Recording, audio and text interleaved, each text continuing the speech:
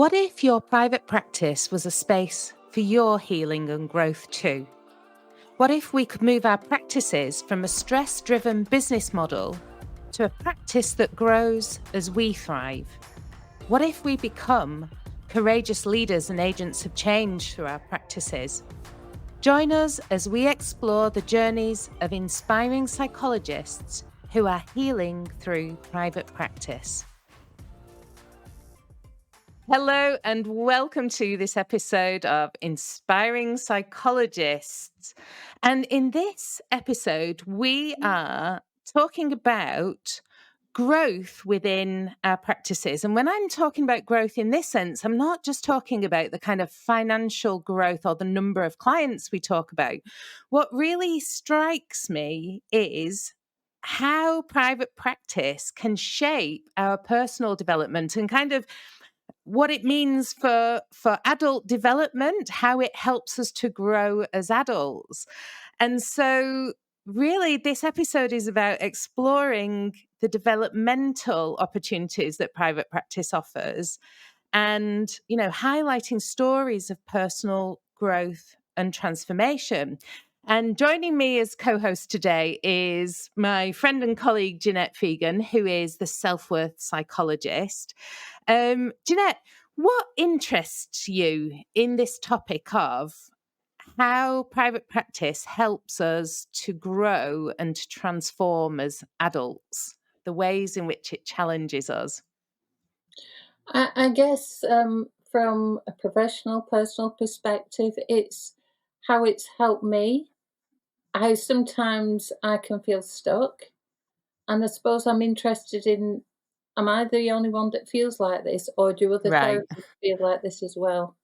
Yeah, definitely. Yeah. So I think one of the things that really came across to me, working with people, helping them and supporting them to grow their private practice was in a, and I've spoken about this a few times in some of the other episodes, which is I feel like when we're living or we're bringing to life a practice that feels really authentic to us, it's about creating much more space for many more parts of ourselves, in IFS terms, parts of ourselves that may have been exiled or that we felt as though we had to hide.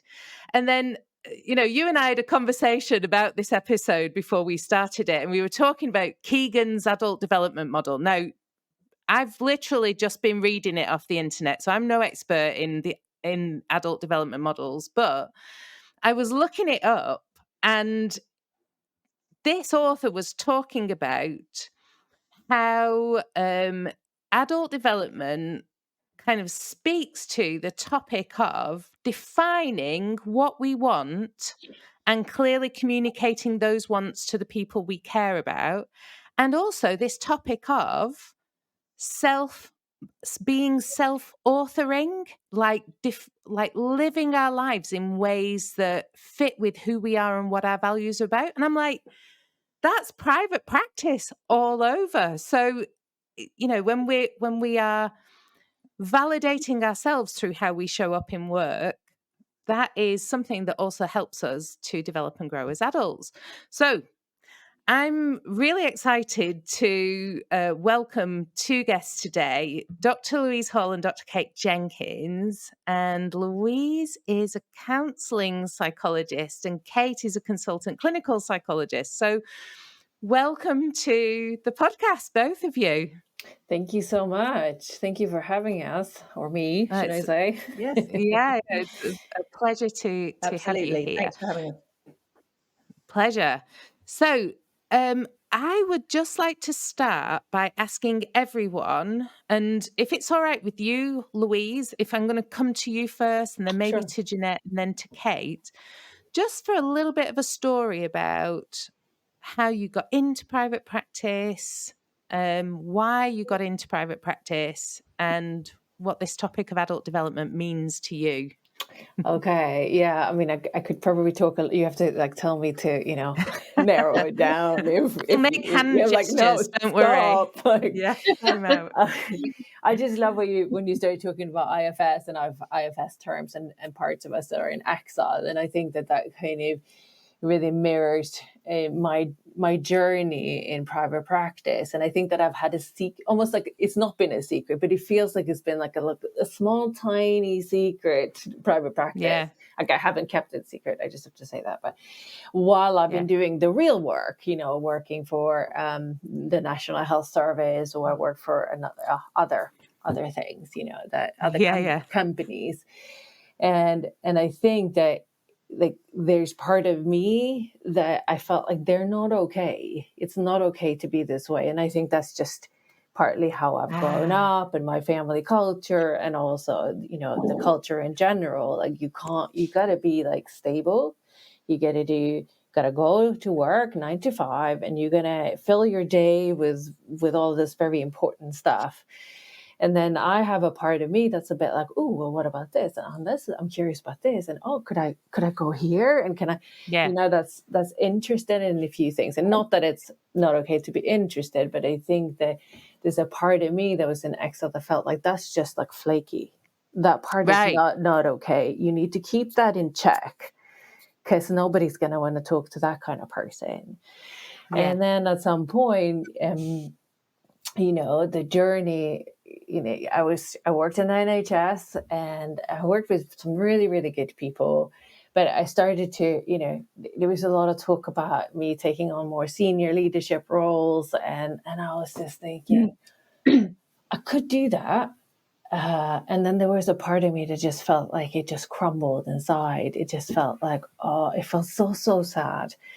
And I started to listen. I could finally listen, to that part. And that's when I just went full on kind of into private practice. And it's I can't really remember the question you asked me now. Well, it was kind of the story, and then thinking about what this question of how your journey in private practice influenced your ideas about or what did it show you about how to grow and develop as an adult? And I think that then, stepping out into private practice where it's completely open, what I want to do. And I think that's terrifying. And I think that I've had to show up in so many ways that I haven't before. And a lot of it's got to do with worth, being worthwhile. Interesting. Self-worth psychologist sitting there. Exactly. Yeah. And it continues. And just like showing up here on this podcast, like, what do I have got to say? Do I have anything to say? And just trust that, okay, well, it's enough to just show up. And I think it continues to be a journey of worth for me. And I could say more, but I'm just thinking I'm taking a lot of time now, and the other people also need to speak. Exactly. And I'm just making notes because I think one of the topics it'd be really good to kind of hear more about, and I think, the self-worth is part of it, but what I really hear a lot of times with clients is almost like those younger parts of ourselves that can't yet imagine what it means to be a self-authoring adult. Mm-hmm. And like they're these parentified parts that are almost like responsible for running our careers, but they're doing it with reference to what the adults are telling us to do. That's right. If that makes sense. It makes so much sense. Right. Yeah. And so, and again, I'm kind of interested, Jeanette, on your perspective when it comes from a self-worth point of view about how we develop that kind of, that sense of worthiness for all of the different parts of our system. But before I kind of come back and ask you about that, Jeanette, I'd love to hear a little bit about your story in private practice and some of your perspectives on this idea around adult development. Well, I can really resonate with a lot of what you said, Louise, there. And thinking about my transition, it's an interesting word, into private practice is because when I think about it now, I didn't probably realise it at the time, although I did to a degree, I felt constrained. I felt in a straitjacket. the values for the organisation I work for didn't align with my values. And I wanted to get out of that straitjacket, but it was scary at the same time of getting out, because then I suppose on the adult development model, I had to be adult. Yes. Mm-hmm. Thinking about it now, it's really interesting. It's really interesting, Wendy, because think about it now in a crazy kind of way. Working for the organisation, I had an adult telling me what to do. Yes. So I didn't have to take responsibility. Yeah. You know, I went to work 9 to 5 or whatever, came home, and I didn't forget about the people. I tried to forget about the organisation, if I'm truly honest. But I didn't have that worry of finances. And then all of a sudden, when you're in private practice, you have to take responsibility for yourself and your income, basically. So I felt constrained, but it was really frightening at the same time. But then I suppose I found yourself, Wendy, by being on Facebook, etc. And not that you was my parent, but you held my hand, so to speak, in this is what you can do. And you was more of a guide. You were a guide Yes. rather than a parent. Okay, so you didn't tell me what to do, but you was guiding me. And you was giving me autonomy. And that's the difference. Whereas in this multinational organisations, you are. And also, within those organisations, talking about the values, I didn't agree. I did not agree with them, in that people would be very complex that came in, and you had 6 to 10 sessions.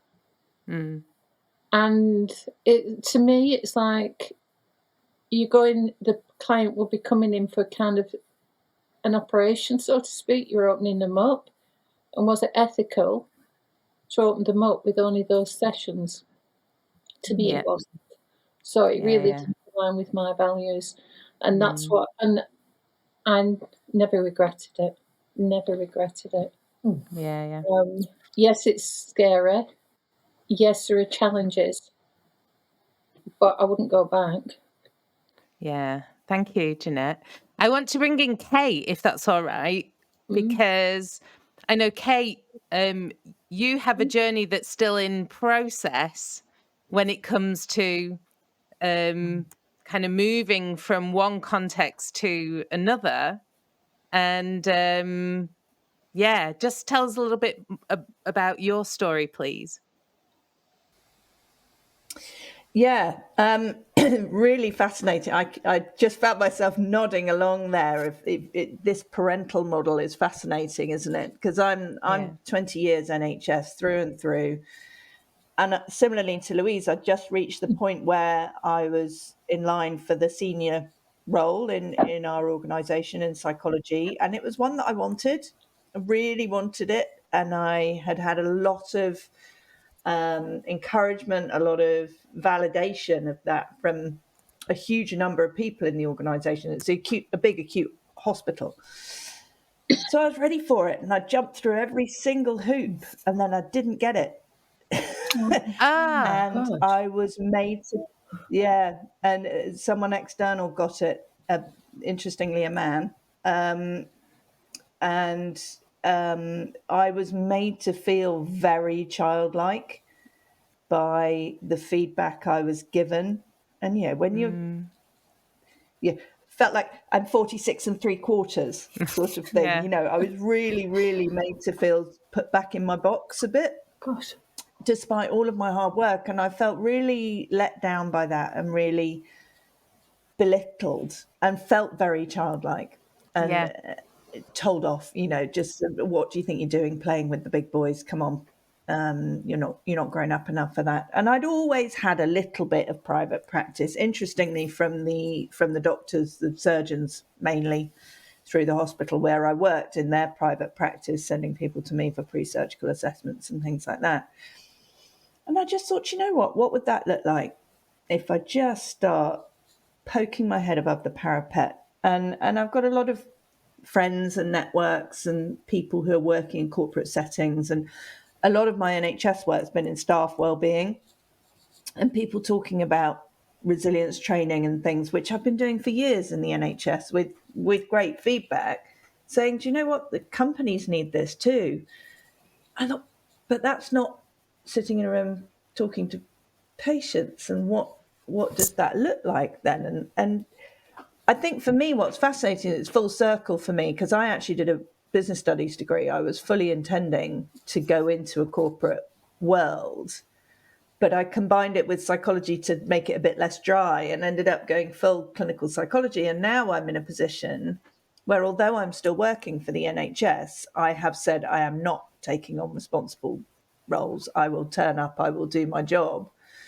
But, those values that you were talking about, Jeanette, I align with them. It's just that the senior leadership of the organisation doesn't.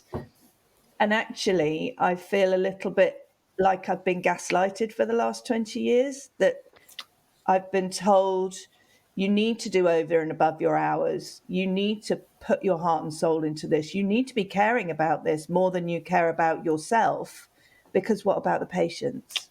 You're being selfish if you're not sacrificing something of yourself to it. And I feel like I've lifted my head above the clouds and gone, oh, hang on a minute, other people don't have that in their work.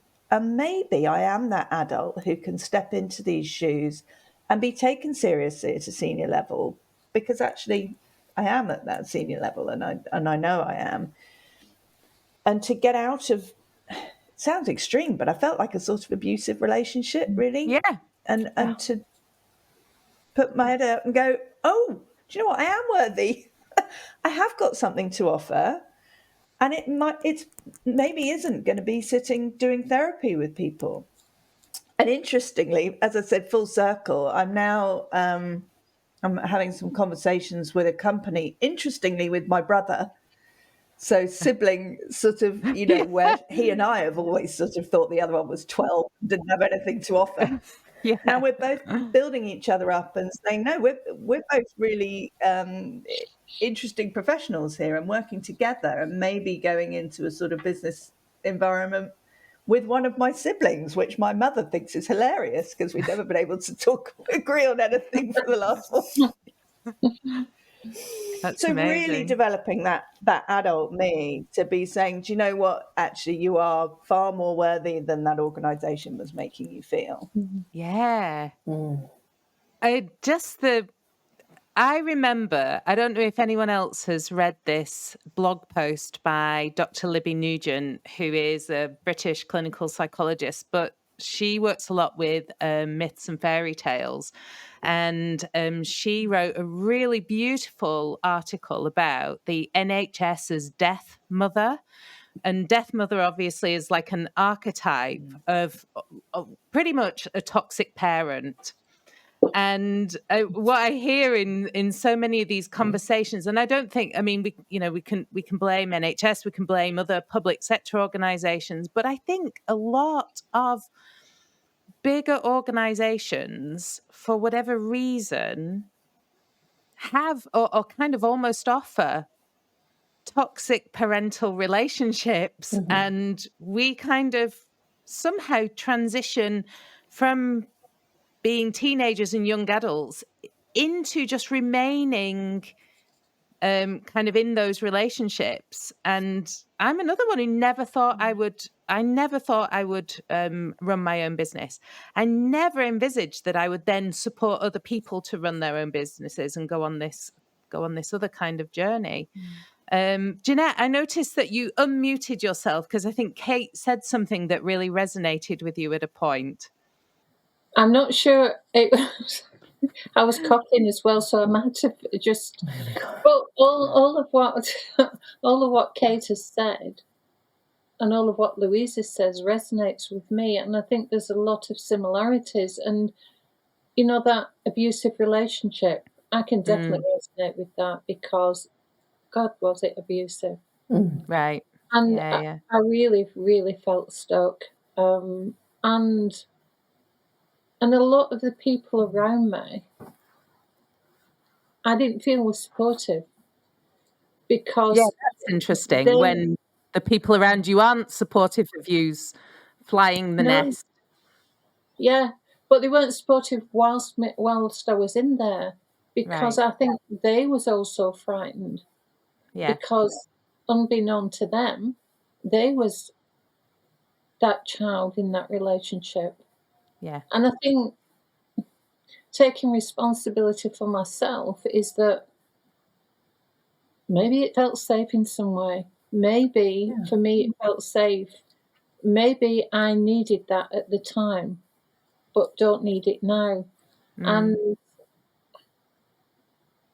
yeah, but I take responsibility for staying there so long. But at the same time, I suppose I hadn't grown up enough. Yeah. Mm. Yeah. Sounds ridiculous. I hadn't grown up enough to know that I can do it. I am an adult. And I suppose that's where worth comes into it, that you know you're worth more than an abusive relationship, basically. Right. Yeah. Yeah. So, Louise, it looks like it's resonating strongly with you as well, because I I could just get resonate echoes with of your all of it. story. Yeah. Sorry, I'm trying to do it quietly.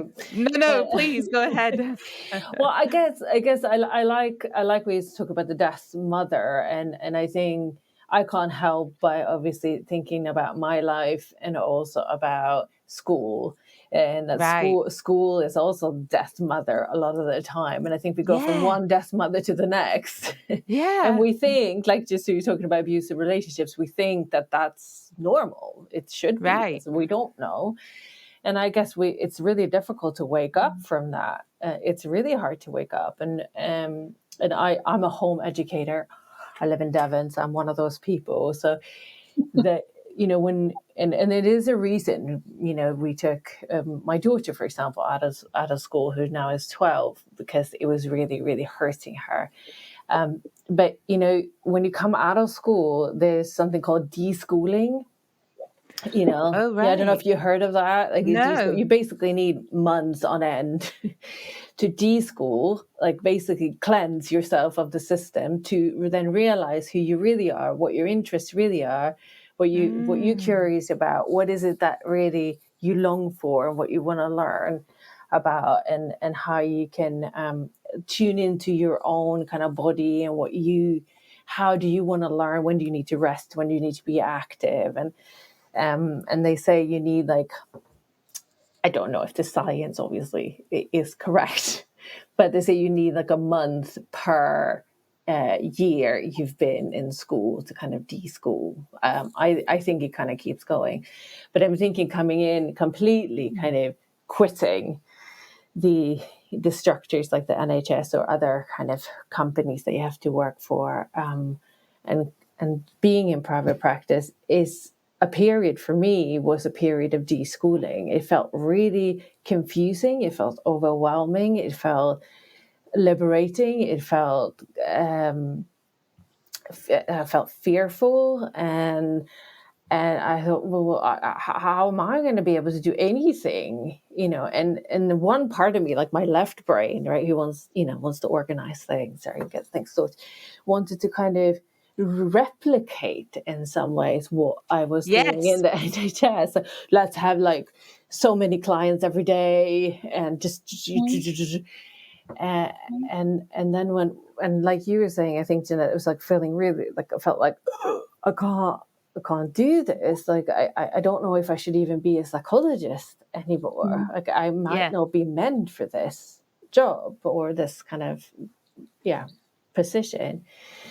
And then after a while, when you could have the courage to just kind of let it settle a bit, it sort of slowly have evolved into something much more curious, and so much more interesting, and being able to kind of define who I am, but also, like, you kind of do that through, who do I like working with, who can I support, who are the people that I work best with, Yeah. and going through that kind of journey, which is really difficult, because you kind of, when Yeah. you train is kind of like a general practitioner in a way. Exactly. And then the kind of starting honing in on that, and that I think it's also been a developmental point. And oh, okay, so these are the people that I work with, people. Exactly. Yeah. So. And so what you described there is literally where I most often start with our clients. And that kind of process, it makes it sound as though I got it all figured out, but it took me a while to figure out. That is I love this idea that it is a kind of deschooling or a desystematization or a decolonization or Yes. a deinstitutionalization, but it is this, letting go of expectation, other people's expectations, other people's ideas of the world, and moving more into that place of self-authorship. And I hadn't realized that that was something that I needed. And when I first left my public sector job, which is now like 21 years ago, but it took me, I did exactly, so I made the mistake that you said there, Louise, which was I initially recreated in my private practice the system that I had come from. If we're putting it in relationship terms, it's like, oh, I went from, an abusive parent to an abusive relationship, So it was, it was that kind of experience. And then finally coming to a place where I'm like, this literally just doesn't work for me. I went through I don't know how many of you might also have these thoughts sometimes when it's getting really tricky and you think, you know what, I could just get a job. So many of us have these parts of ourselves that when it's really, either when it's genuinely not working for us or just when it's rather overwhelming, we just go, we could just get a job and not have to be this person anymore and just have it all sorted out for us. And of course, we know that we're literally running back to mama, and mama may not have changed or had the therapy herself. So it took me ages to figure that out, unfortunately. I'm in awe of people who figure that out much earlier. What was it for you? I'm going to come to you, Kate. What was it for you that made you think, or what were the things that kind of made you start thinking, you know what, this is not the relationship for me. This has got to change. And yeah, I'm really curious. What were your signposts along the way, if you like? Yeah, I think almost sort of the opposite to Louise. It's same principle, but I was being so pigeonholed into these are the clients that you are the only clients you work with. And as our department was growing, and I was largely responsible for the growth of that department. I'm the one putting in all the business cases and getting someone in who's going to do the pediatric diabetes bit, getting someone in who's going to do the ITU bit. So my job was shrinking and turning more into sort of the puppeteering in a way, the making sure that person's all right to run that service, and seeing fewer and fewer patients, and ending up going, I don't think I am a psychologist anymore, trying to move into sort of therapizing the system, as it were, but finding it very difficult to do that because it's too big. It's just too big. And the complexity, talk about complex, how many sessions do you need to do therapy with an organization with 5,000 people in it? But I think it was that thing of saying, actually, do you know what? In my little tiny private practice that I had, I was seeing people with some really fascinating stories that was giving me a lot more zhuzh, I suppose, than others. I saw a chap who was holiday phobic. And genuinely, I worked with him for 5 or 6 sessions, and he went on holiday, and I thought, yay, that's brilliant. 6 months later, he's back again, and I had to have a conversation with him to say, look, ethically, I feel a bit uncomfortable taking your money because you're going on holiday. He said, no, but I just want to check in with you every now and then to make sure I don't go back to that place. I mean, his wife was going to leave him, everything. And this is a fascinating thing. And no one had to give me permission to do that. You know, I'd laid out my, look, I don't think you need therapy here, but he was very clear about what his goals were from a one-off session once every 6 to 12 months. And I did my first walking appointment the other day with someone with functional neurological disorder who gets wobbly legs when she feels stressed. And I said, do you know what? Let's walk. Let's walk and talk. So we're not looking at each other, you know, all the ecotherapy evidence that's coming. And I didn't have to ask anyone's permission to do that. And I felt like I was asking permission all the time in the NHS. And my skill set was shrinking. So actually being able to broaden my skill set out again, go on training. I just started EMDR training. Yeah, this is great. This is waking up bits of my brain. Similarly to what you said about how you work best as well. I never thought I was a morning person until a few years ago. And I suddenly realized I get stuff done in the mornings. And after about 2 o'clock, I'm a bit pointless. So actually, I can ram a load of stuff. I can be sitting at the laptop at 7 a.m. in my pajamas and get so much done rather than trying to do that 9 to 5 thing. And it just works better. So it was about re-broadening my horizons that had been really narrowed and not having to ask permission and trusting my instincts that actually this would be a good thing for this client and being able to do it without having to justify it to anyone other than the client themselves who was going, yeah, great, that sounds brilliant. Exactly. And from a professional point of view, this strikes me. I know that Jeanette's kind of champing at the bit to say something, but I'm just going to come in at this point because I remember, I don't know if any of you ever saw this, but I remember when we became chartered, when I got my chartership, and at the time, the whole thing about chartership was you were being accredited as able to practice independently, like you were an adult psychologist, let's put it in those terms. And yet, nevertheless, it's so often the case that, you know, when I'm talking with clients about diversifying their practice, about being able to meet clients in different ways, which is what you're describing, Kate, being able to make professional judgments based on experience and expertise about how to meet clients where they are and meet their needs and support them in, you know, diversified ways. A lot of people are really afraid of being attacked or criticized or, you know, somehow falling afoul of a system that is doing that kind of toxic parenting thing. Whereas in other ways, we're being told that we're adults, we're you know, professional adults now, and we can be trusted to do things in a way that is ethical and safe. So, Jeanette, you were listening to Kate, and I could see that you were wanting to say something.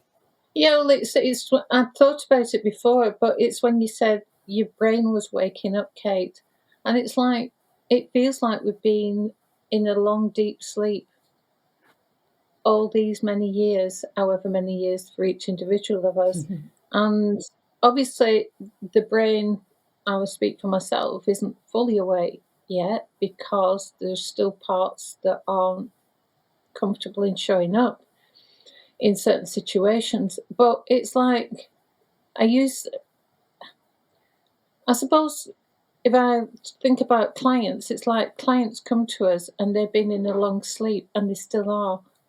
And we waken parts of the brain up to through education and different things like that. But also, when I think about the systems that I was part of, he used to go to these meetings and I used to dread them because I thought, nothing's ever going to get sorted. People are just going to talk about the same old thing and nobody will speak their mind, basically.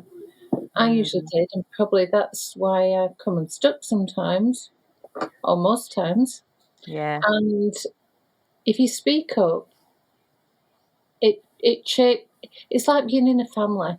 You speak up, it shakes the blasted system, and nobody likes it. And then you're the bad guy. You're the black sheep. Yeah. You're the black sheep, and you're not targeted, but you're aware of things that are going on, so to speak. So, but then how can, when you start to be enlivened, and I can feel it even now talking about it, and I'm finding this absolutely fascinating, this conversation. So thanks for organising it, Wendy. But it's like, I can now say what I want to say without being frightened of the repercussions, basically. Just Yeah. as blasted family. You know, you can speak your mind. You can be an adult, as far as we are adults. And then you no longer need to be frightened of the system.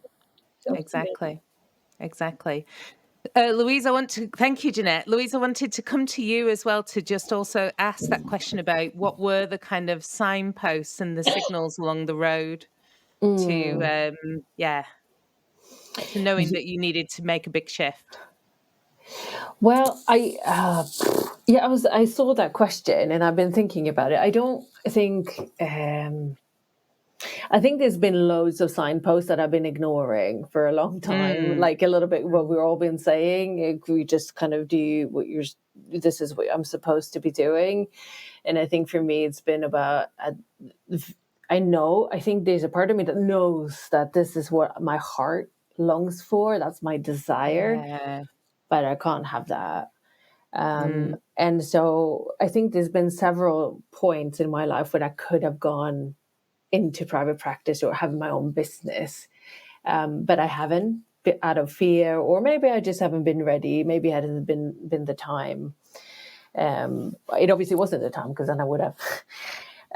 But I think lately it was the point where, like I said a little bit earlier, was that kind of conversation. I was surrounded with good people in the job that I was doing. I was working in a crisis team, and I had really good people, really good leadership, and it was awful organization. Not because it meant to be, but it just is or was.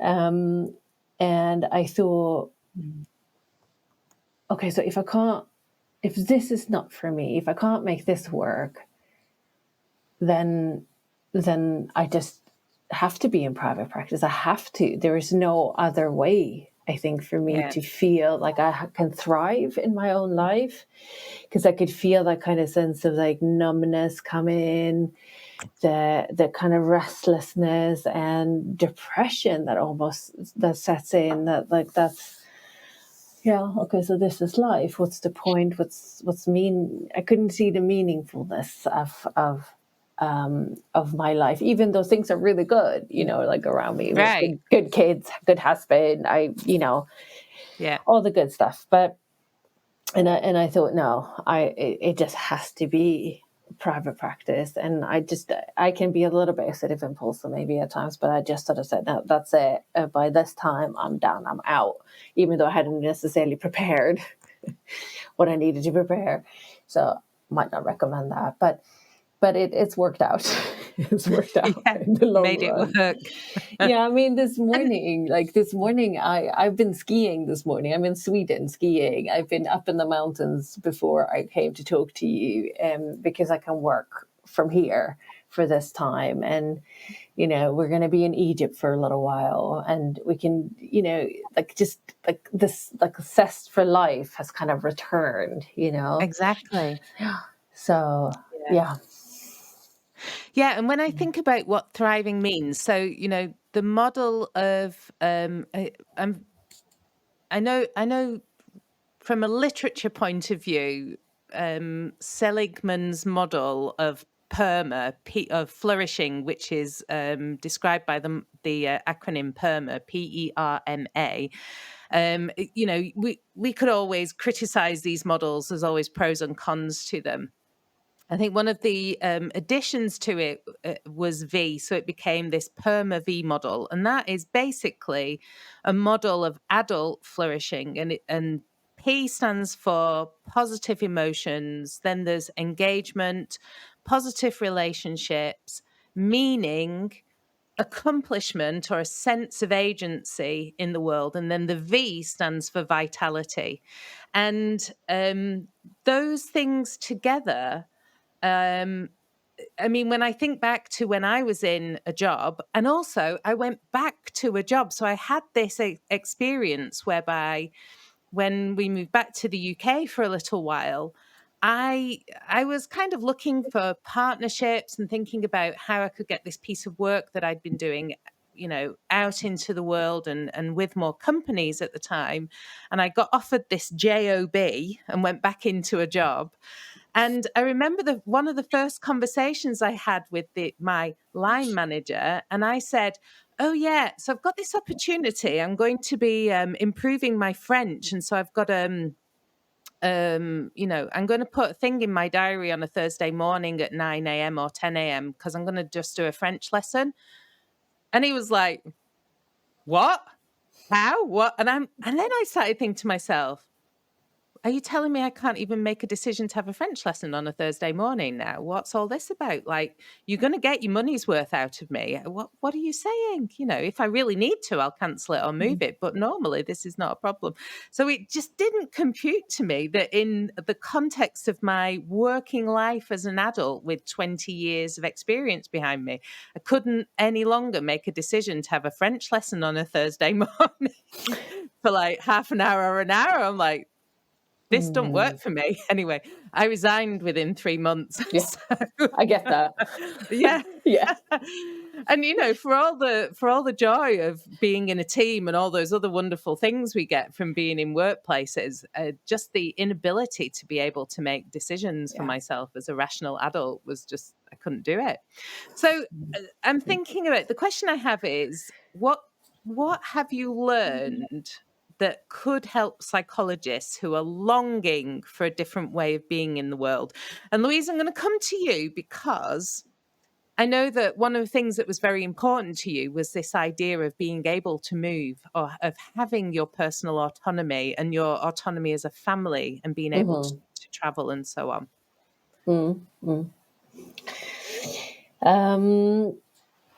Yes.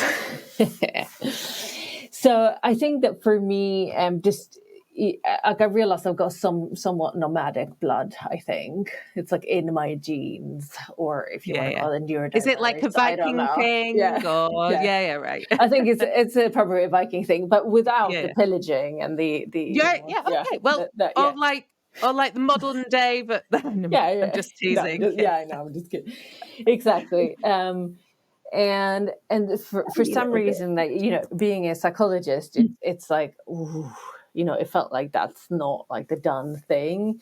But I guess now, like, before COVID, I was working only online. During COVID, everything went online. It just sort of all of a sudden things seemed like, oh, like this could maybe actually be a possibility.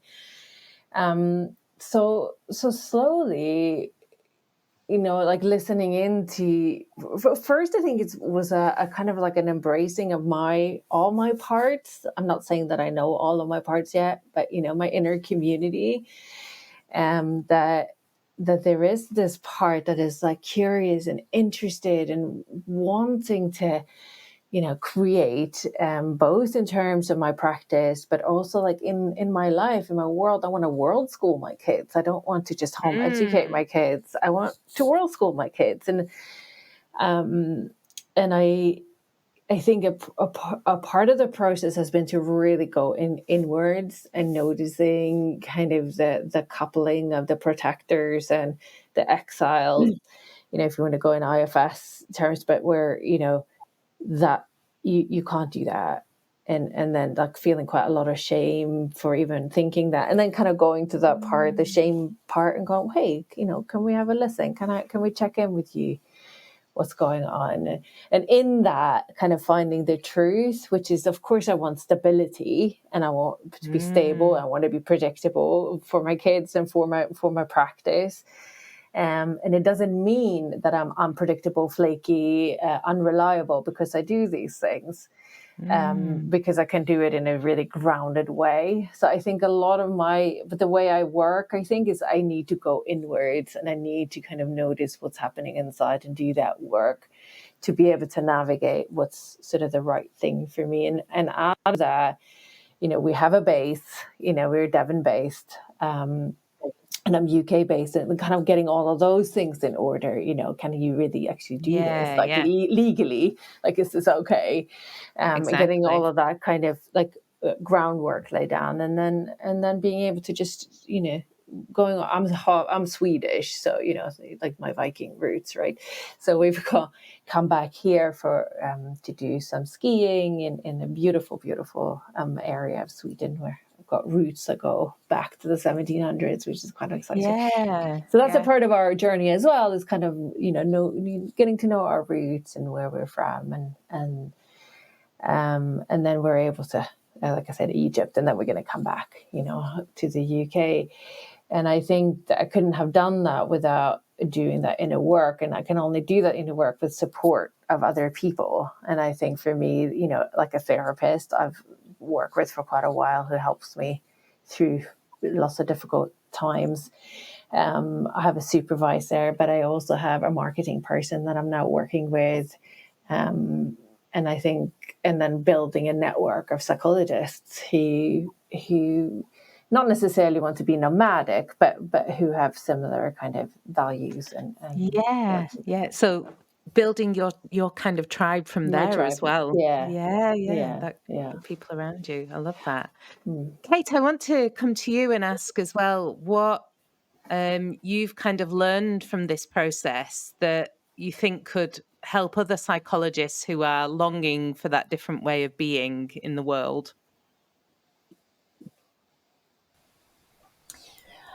I think what I've learnt about taking the step outside is that there are so many people there to support you. And, it's okay to put out there. And things like LinkedIn I've found really helpful, and the Facebook groups and things like that. It was fascinating, actually, something Jeanette said earlier on about feeling like you're allowed and feeling like you're qualified to do stuff. It was actually my brother, who I might be doing some business with, said to me, "Why haven't you got doctor on your LinkedIn profile?" I said, "Well, you don't like to it feels a bit weird. It feels a bit showy offy." And he said, "Don't be ridiculous. It's what makes you different to someone who's just read a book about well-being and is spouting it. You're actually qualified to talk about this stuff." Yeah, like stepping into that, so I think that professional looking persona. Yeah. And own it and say, "Do you know what? I've got some qualifications in this. I haven't just read a book." So there's something about looking for the supporters and building that tribe that Louise talked about, that is not necessarily other psychologists, but the marketing people. And I had a really helpful meeting with a guy who's a friend of my cousin's, who I met at his Christmas drinks party. But he's a bit of a LinkedIn guru. And he said, "No, I'll talk to you." I said, "Oh, what are your fees?" He said, "No, I'm not going to charge you. People will just genuinely help you because they want to boost you up and they want to lift you up." And having spent 20 years in the NHS, where people will clamber over your still breathing body to get to the top of the train themselves, actually, there is a really, really lovely supportive community out there of people who will offer you support. And I've got a lovely friend who has helped me with building a bit of a website, and thinking about referral streams, thinking about getting yourself out there, giving you ideas and support, and that sort of mutual promotion. I've had friends saying, "Oh, well, I've been asked to do this talk, but I think it's probably more your bag, actually. So can I direct them over to you?" And, yeah, fantastic. And do you know what? I've got a client that I think could probably be better off with you than me. And that sort of mutual support, because I think people assume that if you go into private practice, it's a very lonely place. And even in just the last few months that I've really been trying to make my bed in it, I've realized it absolutely isn't. There are a lot of people out there, and with the connectivity that we have now, it's so much easier to access them as well. You don't have to go to a conference, like you say, Louise. You know, you're sitting there in Sweden, and we're finding an awful lot in common. My plan is Bali, incidentally. As soon as my son's at university, I'll meet you there, Kate. We'll be out of here. Me too. We'll all meet you there. Absolutely. But just that realization Fabulous. that I could work wherever I want. You know, at the moment, I'm choosing to do it at my kitchen table with my dogs asleep, and we're going up into the New Forest later. But, you know, that's because I'm still building my roots, I think, here. And then it'll be that solid base from which you can trampoline off. But so I think that for me, that's the biggest takeaway from the last few months, is how many people will offer you help and support. And then, you know, if you do want to invest a bit of money, when you do start building up the bank account a little bit, that there are those more professional relationships, coaching, you know, people like yourself, Wendy, those sort of professionals who are saying, I can help you grow your business and genuinely do it, which is a lovely thing. Yes. Yeah, exactly. I'm very mindful of time, and even though I think at some point we could all sit round a campfire and like really put the world to rights, as they say, over over several hours. When you think about what have you built in that has worked, and what have you built in or tried to build in or done where you've been like, you know what, that's going down a bunny hole, or it's not going in the right direction for me? I don't know if there's anything that kind of comes to mind for you about things that have worked particularly well, or things that haven't, that have been a bit of a bunny hole. I can think of a bunny hole one. So for me, going with the models of other people's success was always a bunny hole. No matter how plausible it looked, no matter how good the testimonials, if it didn't feel like it was integral to my values or how I really felt like I wanted to show up in the world, it was always going to be a wasted journey. Not wasted, actually, because you always then learn, no, that's not the right direction, but it was always going to be a dead end, and I was going to have to come back to, actually, how do I want to show up in the world? So I'm always a little bit like, you know, be careful of holding the gurus too high. One of the I did this kind of little meme once that I put up online, where it made me realize that as you're going along this journey, you'll get lots of people who might say to you, or the message could be, you can't be successful without me. And I realized that the people we need in our tribe and the people we need around us and supporting us are the ones who say, I believe in your ability to do this. Mm. And there's a shift in that. So for me, that was always that's become my kind of litmus test now, if you like. Jeanette, I don't know if anything strikes you about the times when you've known you were going in the right direction, or when it turned out you were going in the wrong direction.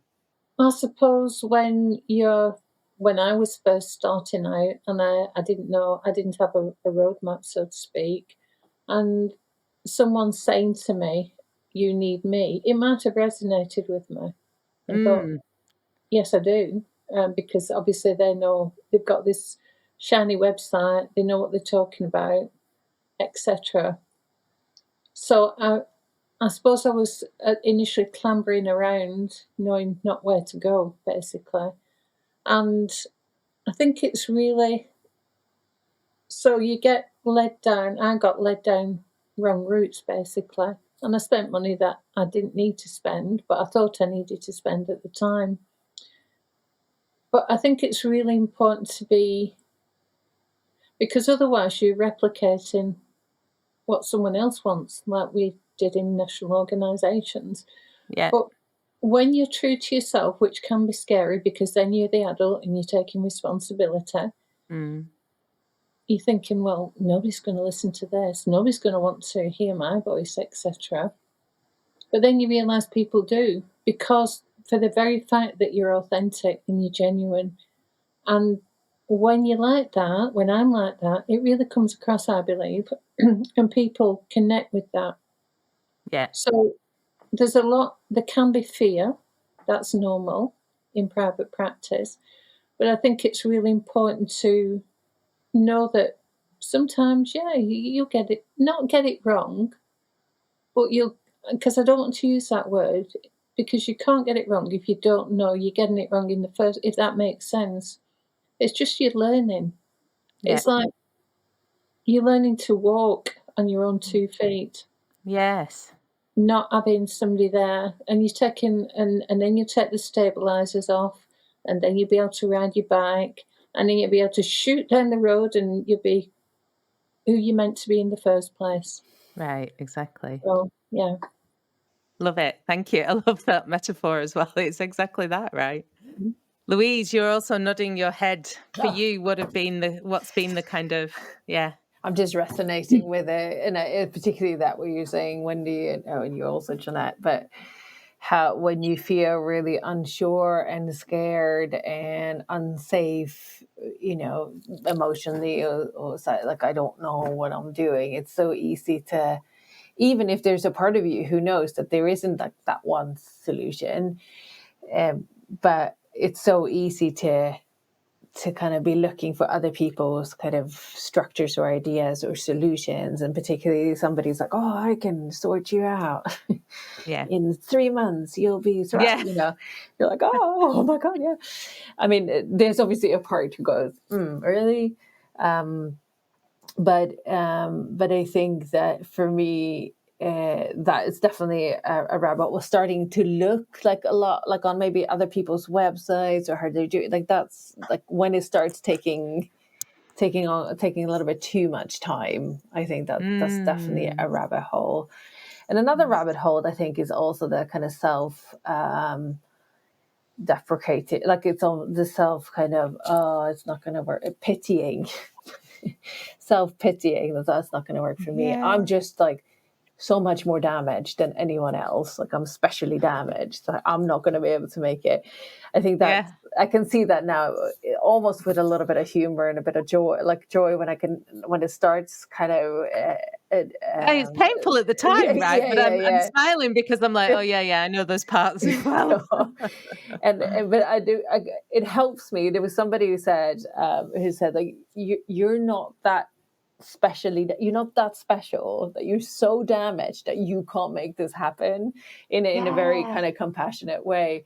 And that helps me sometimes when I end up there going, oh yeah, I'm not that, hurt that I'm not going to be able not more hurt or specially hurt than anyone else, that I can't make this happen. So that helps me coming out of that one. Yeah, I'm sure there are more, but yeah. No worries. And I just want to come to you, Kate, as well for your reflections on that question. Yeah, I think I've probably got one of each, really. I think the rabbit hole that I found myself going down sort of probably a couple of months ago was just trying to grab in work from everywhere. And just saying, yeah, I'll do that. Yeah, I'll do that. Yeah, I'll do that. Yes. Right. I need to train in ADHD assessment. I need to train in that. I need to train in that. I need to train in that because I need to have 50 billion strings to my bow. And I absolutely don't. Absolutely. And that would just be a nonsense. And actually trying to figure all these bits, it sort of started being like a game of whack-a-mole in my head. This idea, this idea, this idea. You got to just shush a minute. What's the core business? What is the thing that I love doing? And I love standing up in front of a room of people and teaching them how to look after their psychological well-being. That to me is great. And I don't mind if that's nurses, doctors, corporate execs, school children, whatever. That to me, I like standing up in front of a room full of people. That is what I enjoy doing. And so sticking to that as my core business. But the biggest thing that I think I've had to sort of get my head around is being bold and getting out of that self-deprecating. But that's bringing us full link back to that abusive relationship, isn't it? Where you've been told, oh, you're not that special. I was actually even called arrogant in my workplace were saying, well, hang on a minute, I have got a doctorate in this. And whoa, and actually being able to go out there and say, I think I can offer something to you which you will find beneficial. And believing that, genuinely believing it. And if they haven't got back to you in 2 weeks, just nudge, do a nudge. And that, to me, that's so rude, And on LinkedIn, think of it like Facebook and thinking that actually I can't connect with someone I don't know. Of course you can. That's the whole point of it. It's about business. You're allowed to talk to strangers in your private practice. But actually, I can go to people. It's not like Graham in I don't know, Hull wants to connect with you on Facebook and he thinks your profile picture's nice. That's creepy. But on LinkedIn, it's absolutely okay to say hi. I think we've got a lot in common. We're liking a lot of the same posts. Let's connect. And having random Teams calls for 20 minutes with complete strangers, but going, yeah, I get you and you get me. And, let's stay in touch. That I really like. And there are always, as you say, Jeanette, some of those who are saying, oh, do you know what? The first person that contacted me through LinkedIn actually said, do you know what? I think I can sort you out. Absolutely. It's a recruitment agency. And on it, further explanation, I realized what he wanted to do was sell me back into the NHS. And so I've just got out of that. Why would I want to go on 6-month contract? He said, no, but we can put you into a trust for 6 months and you can sort out all their staff wellbeing needs. A, I can't do that in 6 months. And B, I'm just fighting to get out of that system. Please don't put me back in it. And it's not about the money, you get 3 times the money. Exactly. And C, that's not what it's about. You can do that. C, you don't know. I can't say it. You don't need him to do that for you. Yeah, exactly. It's interesting where you said, Kate, sell you back into the NHS as if you were some commodity. I thought, no, you're an independent.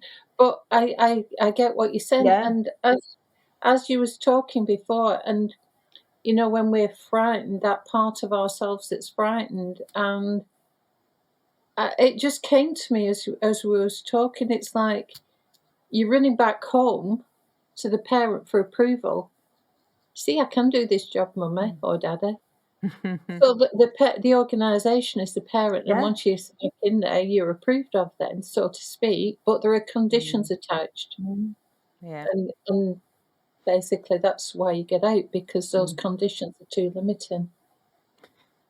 So I've loved this conversation so much, and I'm very mindful of time and meetings and schedules that everybody needs to kind of look to still as an adult in our practice, nevertheless. So I just wanted to say thank you so much to Kate and Louise. Where can we find you on social media? Louise, are you on social media? What's your web address? A little bit, but maybe my website is probably the best place to find me at drlouisehall.co.uk. And then I'm a wee bit on Instagram and LinkedIn. Perfect. Yeah. Love it. Kate, how about you? Yeah, same for me. LinkedIn, Dr. Kate Jenkins, and my website's drkatejenkins.com. Awesome. Thank you so much for being here. And Thank you so much. Yeah, it was really great to have this conversation. Lovely conversation. I love the idea of the campfire. You should probably get really around a campfire. We'll sort it out. Watch this space. Thank you so much. It was really lovely meeting you too, Kate. And thanks so much, everyone. You too. Wendy. And it was lovely to meet you both. You too. Yes, we'll see you in Bali. Definitely. Yeah. Brilliant. So, Jeanette, I enjoyed this conversation so much, thinking about all of the internal family dynamics that come out through our private practices and how it can be developmental for us. What really struck you in our conversation? What did you particularly kind of switch on to? I like the fact that we are more capable than we think we are. But the models and the systems that we make ourselves part of doesn't enable us to think that way, because it perpetuates what we unconsciously think about ourselves in the first place. And potentially, although I'm sure it's not done intentionally, those models keep us stuck to serve their purposes, not our purposes, and not the purposes potentially of the clients we serve. So, Yeah. really thinking about it now, I think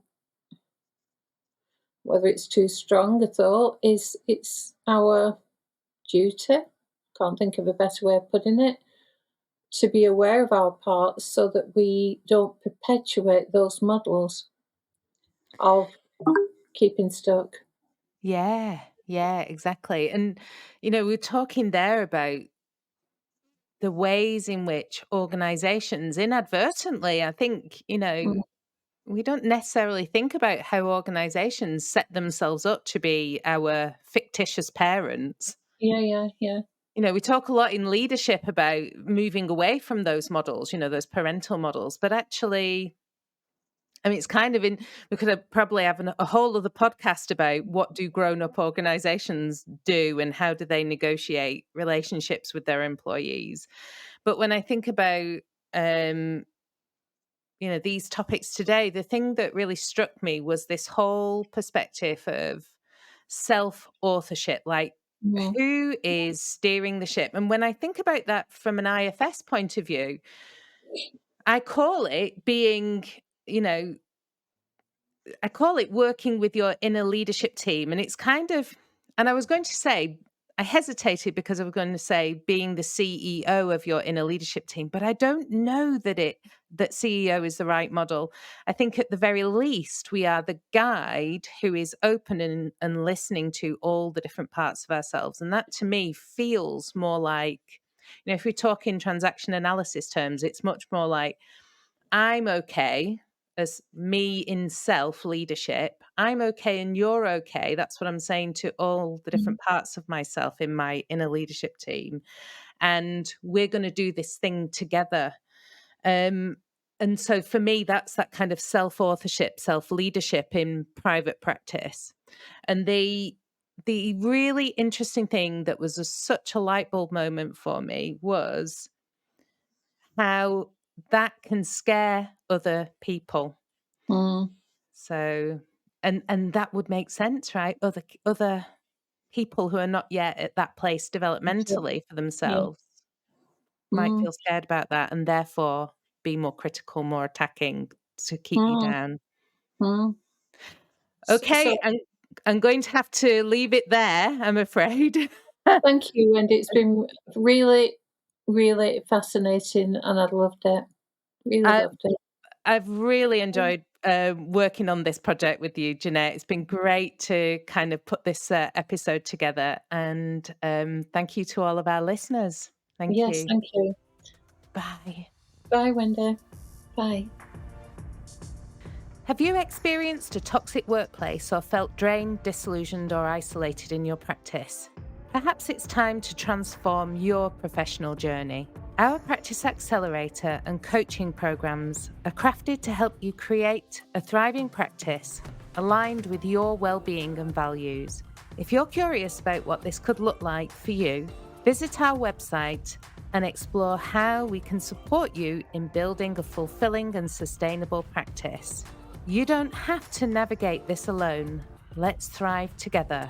Join us at inspiringpsych.com. That's inspiringpsych.com.